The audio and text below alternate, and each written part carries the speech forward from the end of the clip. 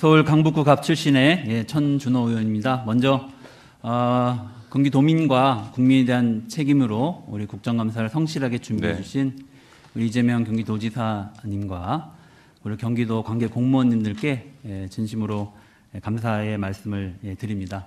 오늘 경기도정을 국정감사하는 날인데요. 이재명 흠집내기 또 근거 없는 폭로의장이 되지 않도록 하는 마음 간절합니다. 네, 감사합니다. 질의 시작하겠습니다. 이재명 지사님, 대장동 도시개발 사업을 민간 합동 개발, 민간 공동 개발 방식으로 추진하는 것에 대해서 후회하고 계시지 않습니까?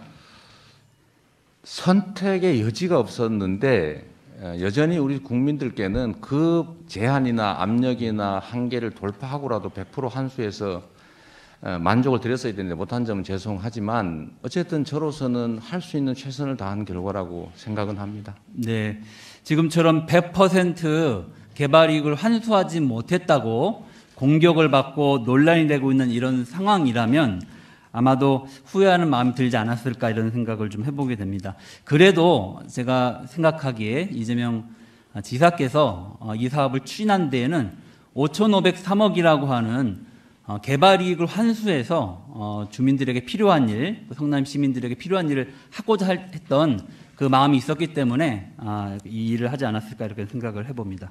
저는 뭐 오히려 이런 게 저 개인에게는 위기이긴 하지만 억울하긴 하지만 다행히 그 공공개발을 하면 안 된다, 시장에 맡겨야 된다, 이익 나는 건 민간이 해야 된다고 주장하던 보수 언론, 보수 야당이 지금은 태도를 180도로 바뀌었기 때문에 이제는 개발 이익을 완전히 환수하는 혁신적인 부동산 정책을 할 절호의 기회가 됐다. 그 기회를 활용해야 된다 이렇게 생각합니다. 네, 알겠습니다. 예.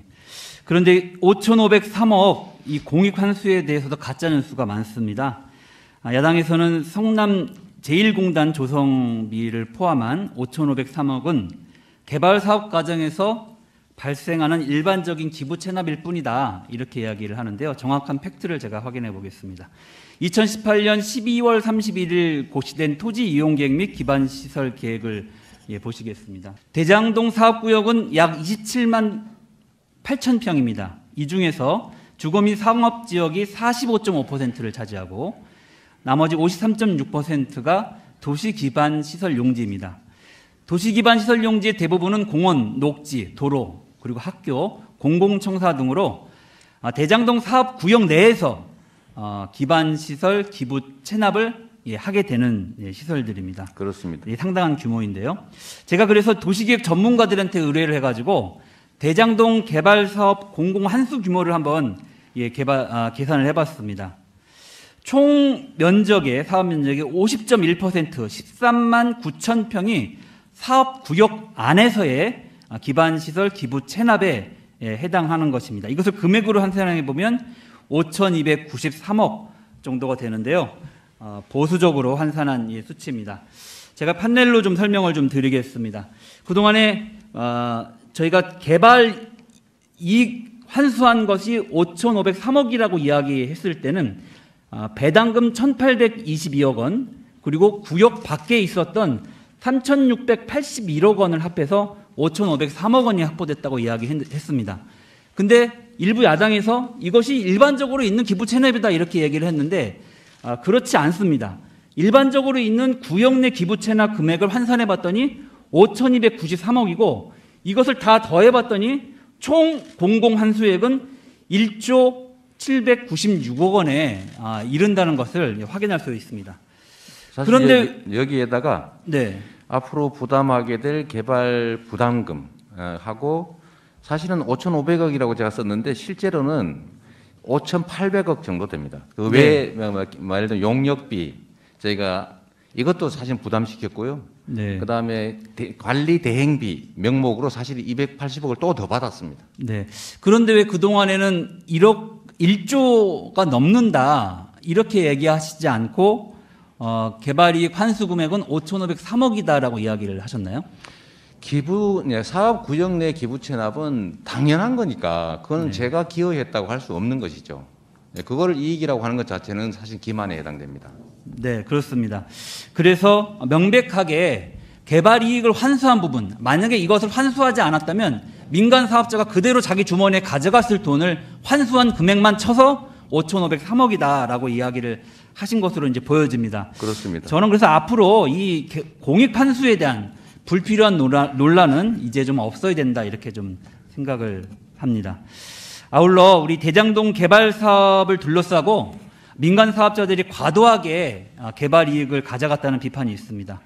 더 큰 문제는 부정한 민간업자들이 하나은행 컨소시엄이라고는 외피를 쓰고 SK증권, 특정금전 신탁으로 이중 삼중으로 숨어서 그 개발 이익을 노렸다는 것입니다.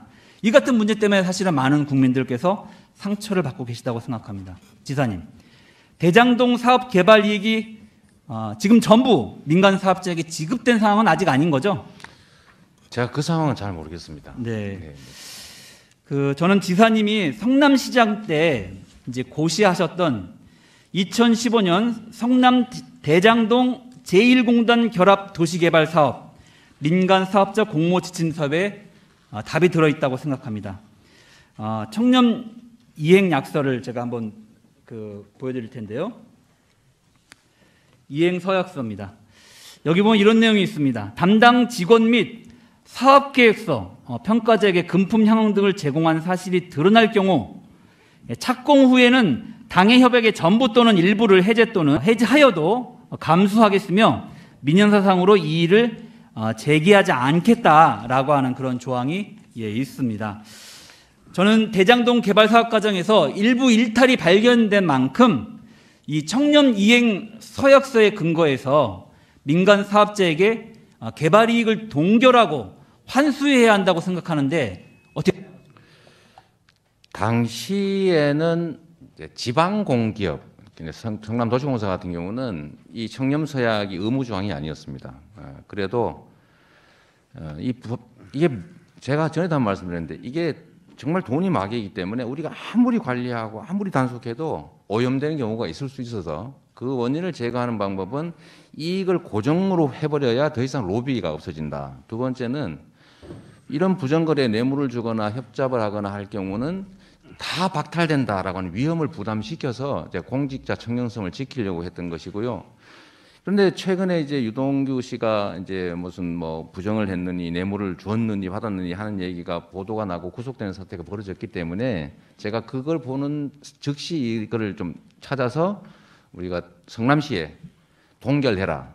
이 청렴서약 위반의 가능성이 있으니 동결해라. 두 번째는 방법을 반드시 신속하게 법률 지원팀을 TF팀을 만들어서 환수할 방법. 예를 든다면 이미 배당이 됐다면 배당된 것에서 가압류라도 하든지 해서 환수할 방법을 만들라고 지시해서 지금 TF팀 만들어서 성남시가 법률 검토 지금 하고 있다고 보도가 나오고 있습니다. 네. 네. 네.